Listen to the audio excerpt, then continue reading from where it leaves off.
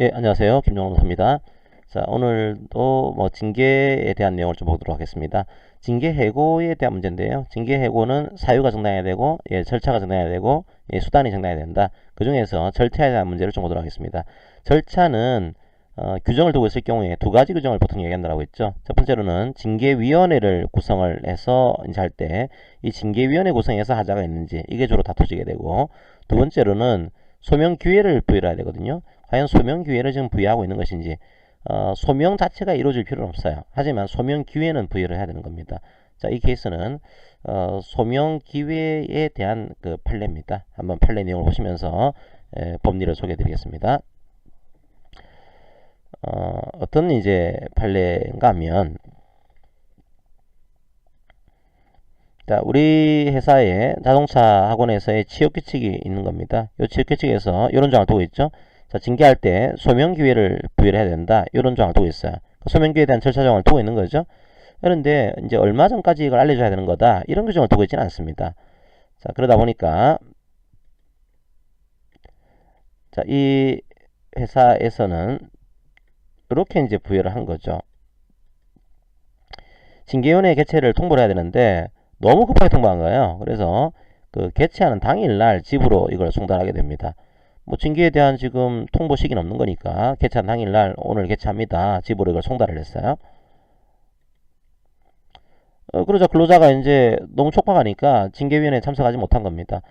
경우에 따라서는 참석해서 성실하게 자기를 소명하게 되면 징계 절차의 하자가 치유가 될 수도 있어요. 내 케이스는 근로자는 징계위원회 참석을 안 한 겁니다. 그 상황에서 징계위원회에서 징계를 의결을 했어요.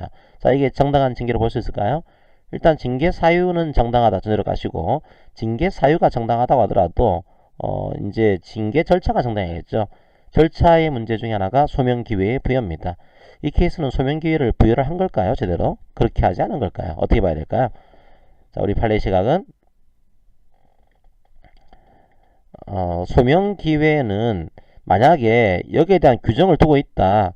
그 소명 기회를 줄 때 언제 통보를 해야 되는 거다. 그 시기나 방법에 대한 규정을 두고 있으면 그에 따라야 되는데, 그런 규정을 두고 있지 않으면은 아무렇게나 통보할 수 있는 거냐? 그렇지 않겠죠. 이거는 소명이 중요한 절차다 보니까 소명할 만한 자료를 준비할 만한 상당한 기간을 두고서 개최 일시와 개최 장소를 통보를 해야 돼요.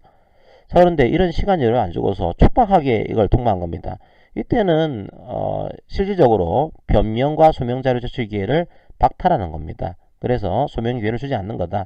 소명을 해야지만 징계할 수 있는 것은 아니지만 소명 기회는 부여를 해야 되는 거죠. 내 케이스는 아예 소명 기회를 주지 않은 거다. 그렇게 인정을 해서 징계 절차에 하자가 있다라고 보게 됩니다. 정당하지 않은 징계로 판단한 그런 케이스예요.